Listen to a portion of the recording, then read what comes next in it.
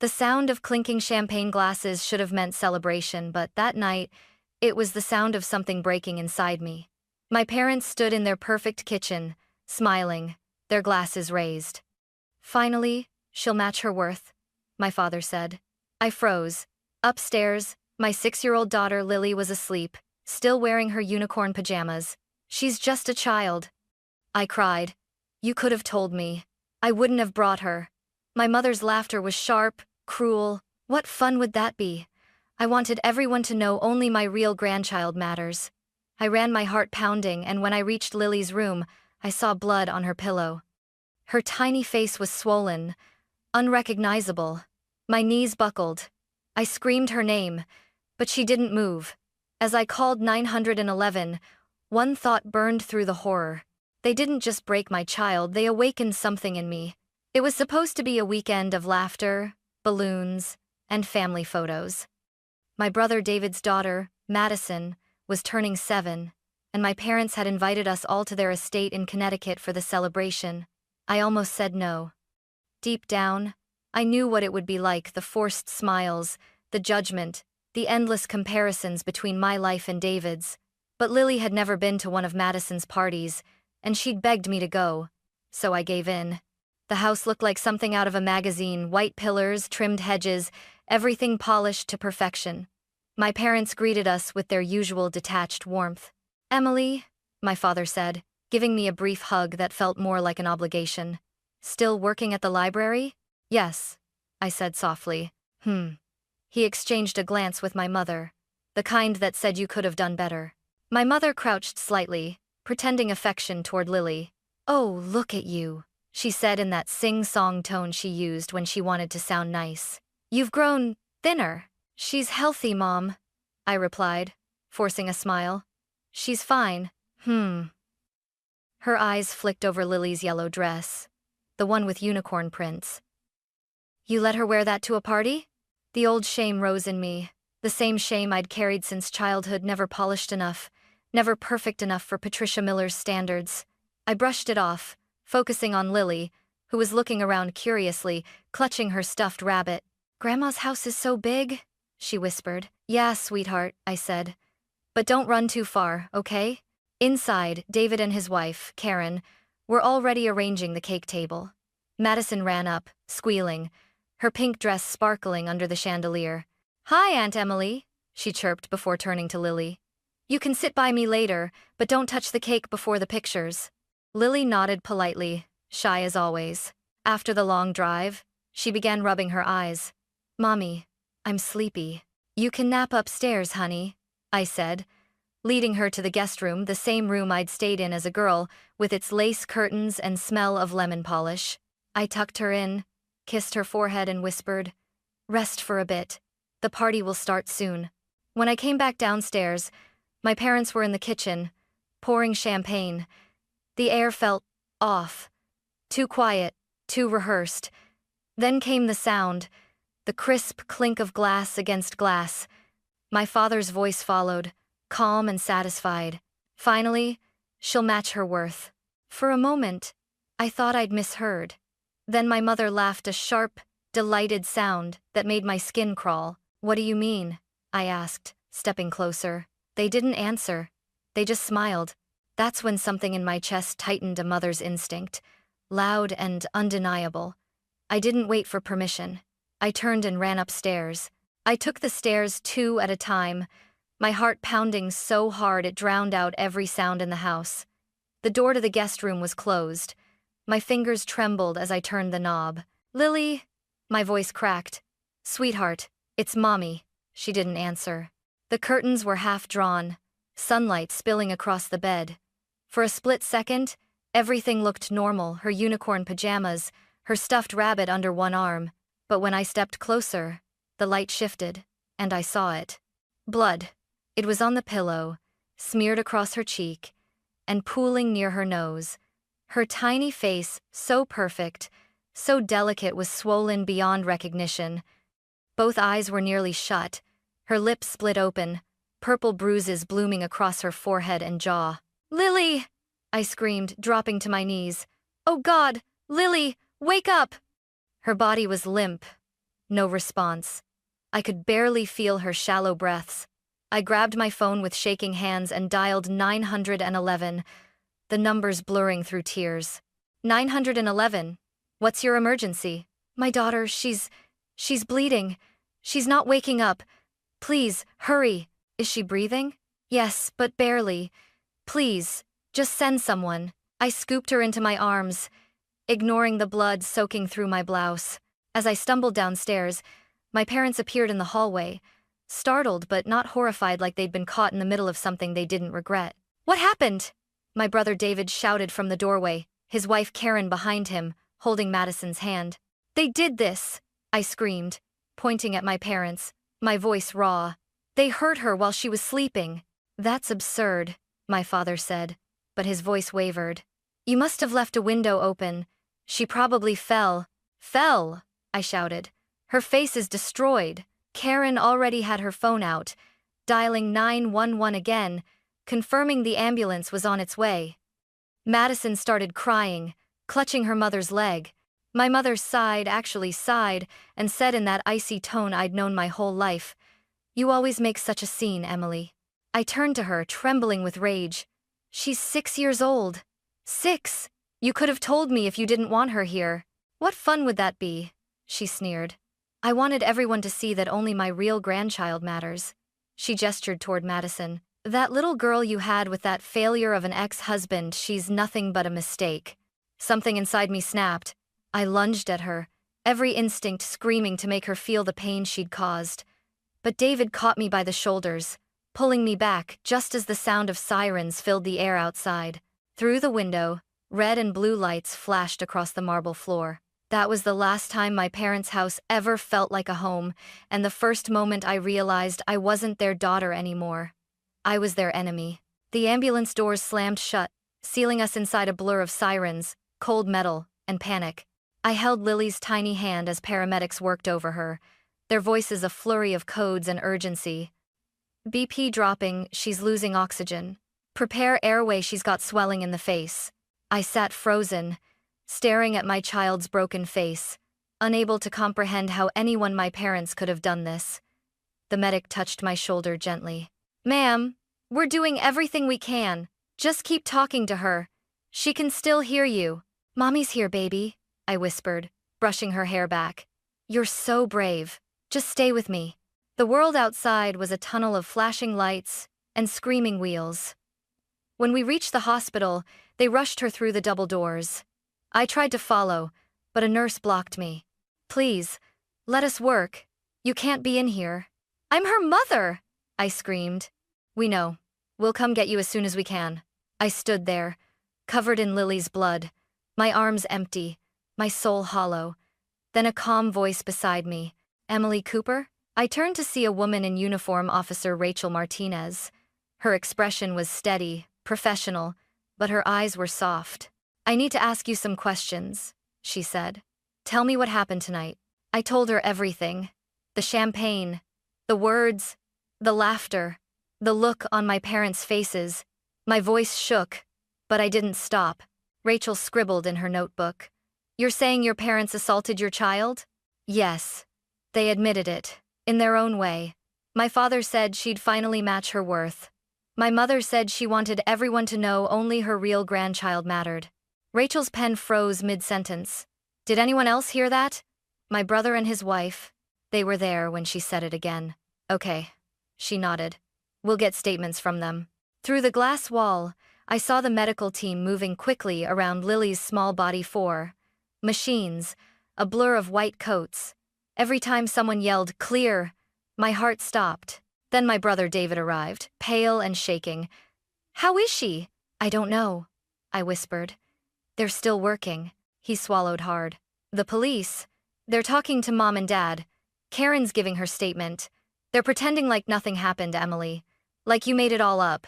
I laughed, a broken, bitter sound. Of course they are. It's what they do best.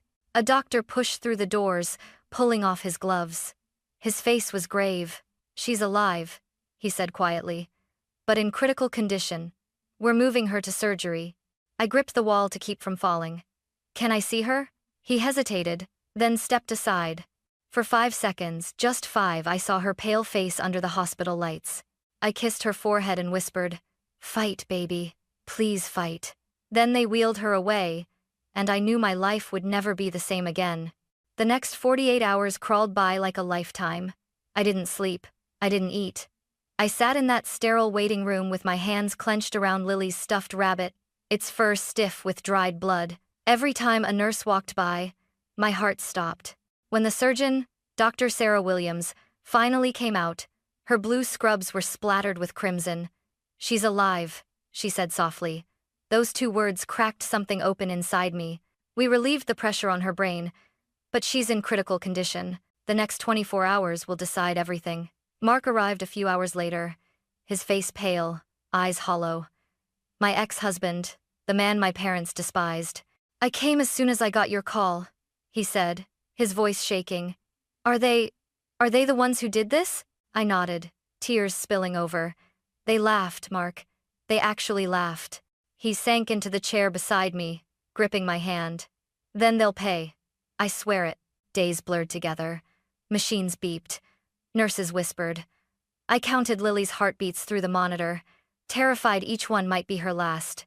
Officer Rachel Martinez returned with updates. "Your parents are in custody," she said. "We've charged them with aggravated assault and child abuse. Depending on your daughter's recovery, that could escalate to attempted murder." The words made me dizzy. "Attempted murder," I whispered. "My parents."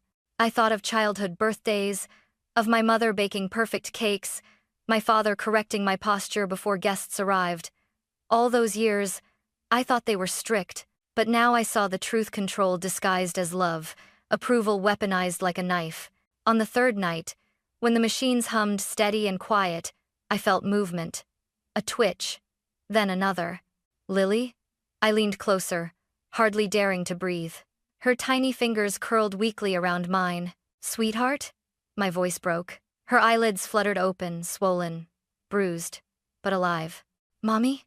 she croaked, barely a whisper. I gasped, choking back sobs. "Yes, baby. Mommy's here. You're safe. You're safe now." The nurse rushed in, checking vitals, calling for Dr. Williams. "She's responsive," she said, smiling. Lily blinked slowly, her gaze unfocused. "It hurts," she whispered. "I know, sweetheart," I said, stroking her hand. "But you're so brave. You're going to be okay." Dr. Williams entered moments later, beaming. "This is excellent progress," she said. "She's a fighter." When they stepped out, I sat by her bed, tears soaking my sleeve. Her little voice broke the silence again. "Mommy, where's Grandma and Grandpa?" I froze. The question stabbed deeper than any wound. "They're not coming, sweetheart," I said softly. They did something very bad." Her brow furrowed. "Did they hit me?" I couldn't speak. I just nodded. She reached up, touching the bandage on her cheek. "Why?" That one word nearly shattered me. "Because they're broken inside," I whispered. "But you're not. You're perfect." And in that moment, I promised her I would spend the rest of my life proving it. 3 months later, I found myself standing in a courtroom that smelled like old wood, coffee, and fear. The words, "State of Connecticut versus Robert and Patricia Miller," echoed off the marble walls like a nightmare I couldn't wake from. My parents sat at the defense table, dressed in expensive suits, their expressions calm, almost bored.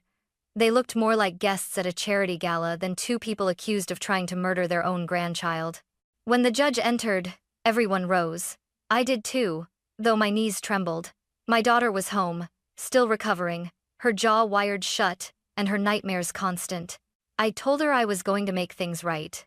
Their lawyer, Richard Morrison, the same man who'd defended CEOs and crooked senators, opened with an easy, practiced charm. "Ladies and gentlemen of the jury," he began, "this is a tragedy. Yes, but not a crime. My clients are devoted grandparents caught in a web of lies, spun by a woman with a history of instability and resentment." His gaze flicked toward me. "A woman who blames her parents for her own failures." I clenched my fists so tightly my nails cut into my palms. When it was my turn to testify, the prosecutor, Rebecca Hayes, guided me gently. "Emily, Can you tell the court what you heard in the kitchen that afternoon? I swallowed hard. My father raised his glass and said, "Finally, she'll match her worth." And what did your mother say?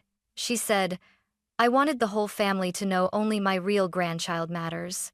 Rebecca nodded. And who was she referring to? Madison, I said quietly, glancing at my brother. David's daughter. The defense objected, speculative, but the judge allowed it. Rebecca continued, "What did you do next?" I ran upstairs to check on Lily. I found her unconscious, bleeding. Her face, my voice broke. Her face was destroyed. Several jurors shifted uncomfortably. One woman covered her mouth. Morrison rose for cross-examination, voice slick as oil. "Miss Cooper, isn't it true you've struggled financially since your divorce?" "Yes, and that your parents refused to support you?" "They refused to control me," I shot back. He smiled faintly. "Control? Or help? You left law school, married a mechanic, and when that fell apart, you blamed your parents. Isn't that right?" "I blamed them for trying to destroy my child," I said sharply. "Not my life. And for—" He didn't flinch. "So, in your grief, isn't it possible you imagined what you heard? That perhaps your father's comment about worth referred to something else?" "No," I said, voice steady now. "They meant exactly what I heard." Rebecca objected to his tone. The judge sustained. But the damage had been done. Morrison's words hung heavy, his intent clear, to make me seem unhinged. Then Rebecca called Dr. Sarah Williams to the stand. "These injuries," she said, pointing to enlarged photographs projected behind her, "were caused by multiple blunt impacts, not a fall, not an accident. The victim was struck at least 6 times, likely while unconscious." Gasps rippled through the courtroom. I couldn't breathe looking at those pictures, my baby's swollen, purple face under sterile lights. David testified next. His hands shook as he spoke. "I heard my mother say, 'Only my grandchild matters.' She wasn't hysterical. She was proud." Karen confirmed his words. "She said it twice." She laughed. For the first time, my mother's perfect composure cracked. She leaned toward my father, whispering something frantic. He didn't look at her. The defense brought up character witnesses, neighbors, friends, even members of their church, all praising the Millers as pillars of the community. None of them mentioned Lily. Most didn't even know she existed. Then my father himself took the stand. His performance was flawless. He spoke softly, voice trembling just enough. "We were horrified by what happened to our granddaughter," he said. "But Emily has always been dramatic. She misinterprets everything. My wife was in shock that day. I never said anything cruel about Lily." He turned to the jury, eyes glistening. "We love our family, all of them." Rebecca's cross-examination sliced through his performance. "Mr. Miller, when police arrived, you told them, and I quote, 'There's no proof we did anything. Hearsay. A hysterical mother imagining things.'" "That's correct. Why would you assume your daughter was accusing you, if you were innocent?" He hesitated. "Because she's done it before." "Accused you of violence?" He shifted uncomfortably. "Of being unfair?" Rebecca stepped closer, her voice steady. "Unfair? Or abusive?" His jaw tightened. "We were strict, that's all." Then she asked the question that shattered everything. "Did you tell your daughter, moments before she found her child beaten, finally, she'll match her worth?" The courtroom went silent. My father's lawyer whispered, "Don't answer." But Robert Miller looked straight at me and smirked. "I said it," he admitted. "But it was sarcasm. You people twist everything." Gasps. A murmur spread across the room. Even the judge looked stunned. Rebecca seized the moment. "Ladies and gentlemen, that wasn't sarcasm. That was confession." My father's smirk vanished as the courtroom erupted in whispers. For the first time since that horrible night, I felt a flicker of something that wasn't fear, it was power. When I left the stand, my legs were shaking, but my heart was steady. I had faced them. I had spoken every truth they'd spent a lifetime burying. And as I passed my mother, she whispered something that sent chills down my spine. "You'll regret this, Emily." And I leaned closer, meeting her dead eyes. "No, Mom," I said quietly. "You will." The next morning, the headlines read, "Respected Couple accused of beating daughter's testimony shocks court. The world finally saw them for what they really were, not loving grandparents, not community icons, but monsters in designer suits. The verdict came on a Thursday afternoon. I hadn't slept in 2 nights. My stomach churned every time I imagined the jury's faces, their whispered deliberations behind those closed doors. When the bailiff finally said, "All rise," my knees almost gave out. My parents were let in, wrists cuffed, still wearing the same expressions they'd worn their entire lives, cold, composed, superior. Even in chains, they looked like they thought they'd win. The judge glanced at the foreman. "Has the jury reached a verdict?" "Yes, Your Honor."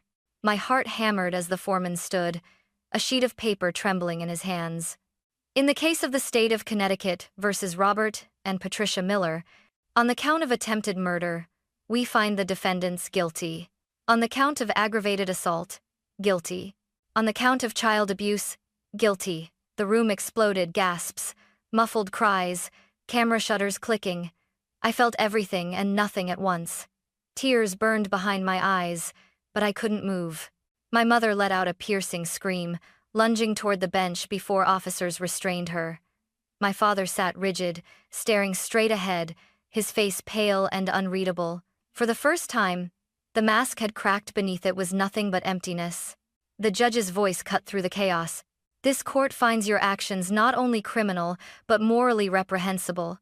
You betrayed the most sacred trust, the safety of a child. Your cruelty was deliberate, calculated, and beyond comprehension." She turned to me. "Mrs. Cooper, your courage ensured justice was served today." That was when my legs gave out. Rebecca caught me before I hit the floor. "It's over," she whispered. "You did it." But it didn't feel over. As they read the sentences, 25 years for Robert Miller, 20 for Patricia Miller, I looked at them one last time. My mother was sobbing, still screaming that she didn't mean it. My father simply muttered, "This family was weak before you ruined it."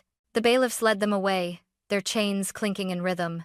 The same metallic sound echoed faintly in my memory, the sound of their champagne glasses that night. The sound that started it all. Reporters swarmed outside the courthouse, their microphones thrust forward like weapons. "Emily, do you have a statement? Do you forgive your parents?" I didn't answer. I couldn't. Forgiveness wasn't even in the same universe as what they'd done. Mark was waiting near the steps, his eyes glassy. "You did it," he said softly. "They'll never hurt her again." I looked up at the gray sky, the clouds swirling like smoke. "Yeah," I whispered, "but justice doesn't heal a child's face." He nodded, pulling me into a hug. For the first time in months, I let myself cry, not the sharp, choking sobs of grief, but the deep, shaking kind that come when the war is finally over. That night, I sat by Lily's bed, watching her sleep. The bruises had faded to pale yellow, and her breathing was steady. Her hand curled loosely around her stuffed rabbit. I whispered, "It's done, baby. They can't hurt you anymore." She stirred in her sleep, mumbling, "Mommy?" "I'm here," I said. "Always." The next morning, sunlight filled her room for the first time since the attack. I stood there quietly, realizing something that hurt and healed at once. Justice had been served. But peace? Peace would take longer. And maybe that was okay, because now, for the first time, we had time. The months that followed the verdict felt like stepping through the ruins of a war I hadn't realized was still burning. Justice had been served. Yes, but every day, I woke up to the reminder that some wounds don't fade with a gavel's echo. Lily's recovery was a slow, fragile miracle. Her jaw was still wired shut, so she spoke through tiny notes scribbled on pink paper or soft hums against my shoulder. Her left eye had permanent nerve damage, and she flinched every time someone raised a hand too quickly. Even hugs made her tense at first. Her therapist, Dr. Rachel Martinez, worked wonders. Every Tuesday and Thursday, we sat in a soft-lit office filled with toys and books, and Rachel helped Lily build her courage back piece by piece. "Children are resilient," she told me once after a session, "but she needs to feel safe again. Consistency, love, and patience, those will heal her more than any medicine." Safe. That word haunted me, because the people who were supposed to make me feel safe, my own parents, had been the ones who destroyed it. I started therapy too. Rachel insisted on it. Trauma runs in families, Emily, she said gently. If you don't process this, the fear will shape how you love her. She was right. Some nights, I'd wake up gasping from nightmares, seeing flashes of blood, hearing the sharp clink of champagne glasses. Sometimes I'd walk into Lily's room just to make sure she was breathing. She'd open her eyes, groggy, and whisper, "I'm okay, Mommy." Mark stayed close through it all. Not as my husband, that chapter was over, but as a partner in survival. He took time off work to help with therapy visits, doctor appointments, even school drop-offs. One night, after putting Lily to bed, he said quietly, "You know, she looks at you like you're the safest place in the world." I smiled weakly. "I just wish I'd protected her sooner." "You did," he said. "Maybe not in time to stop the pain, but you never stopped fighting for her. That's what she'll remember." My brother David called often too. He'd cut all contact with our parents after the trial. Madison even sent Lily handmade cards. "I'm sorry, cousin. I hope your face feels better soon." Those simple words made Lily smile for the first time in months. Financially, things were hard. Hospital bills, therapy, and missed work piled up fast. But the restitution order from the court finally came through. My parents' assets, the mansion, the cars, the investment accounts were seized and liquidated. Every cent went into Lily's recovery and her future. I didn't want their money, but I took it for her. One day, while folding laundry, I found Lily's old drawing tucked in a pile of books. 2 stick figures, one big, one small, holding hands under a bright Sunday. Above it, in shaky letters, she'd written, "Me and Mommy are safe now." I sank to the floor, holding that paper against my chest, and sobbed. It wasn't the kind of cry that came from pain, this time it was release. Because she was right. For the first time in my life we were safe. And safety, real, unconditional safety, was something no verdict could ever give, but love could rebuild. Piece by fragile piece, that's exactly what we were doing. 2 years passed before I realized how far we'd come. The scars on Lily's face had softened into faint silver lines, the kind you had to look closely to see. Her laugh had returned lighter now, unguarded though sometimes. When thunder rolled at night, she still crept into my room clutching her stuffed rabbit. We'd moved to a small house by the lake, far from Connecticut and the ghosts it held. Mornings smelled of pancakes and lavender instead of antiseptic. On the good days, I could almost forget that I'd once watched my parents led away in handcuffs. Almost. One afternoon, Lily's 3rd-grade teacher, Mrs. Peterson, called me in for a conference. I felt that familiar knot of worry in my chest. "Is she okay?" I asked the moment I walked in. Mrs. Peterson smiled and handed me a sheet of lined notebook paper. "She's more than okay. I just wanted you to see this." Across the top, written in Lily's careful handwriting, were the words, "My hero." My mom is my hero because she never gave up. When bad people hurt me, she made sure they couldn't anymore. She reads to me when I have bad dreams. She tells me I'm brave, even when I feel small. I want to be like her when I grow up, kind and strong and safe. The words blurred as tears filled my eyes. I had spent years wondering if my daughter would remember the horror of that night, if she'd forever see herself as the broken child, lying bloodied on a pillow. But this was what she remembered.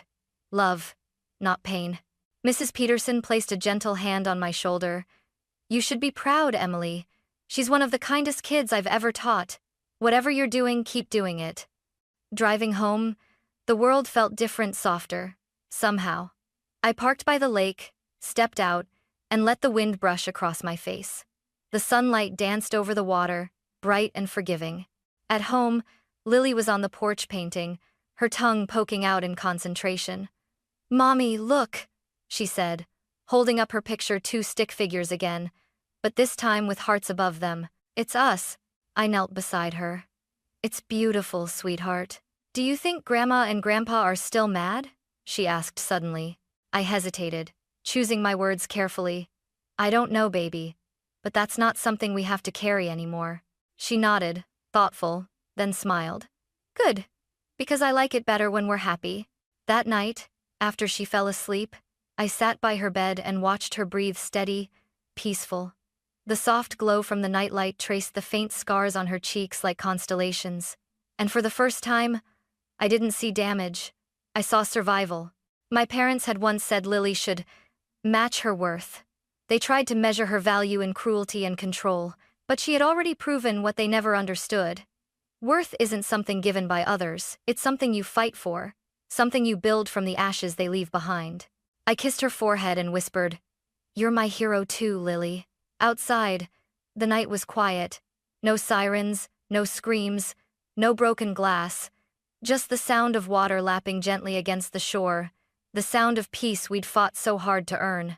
And for the first time in years, I believed it. We weren't victims anymore. We were free.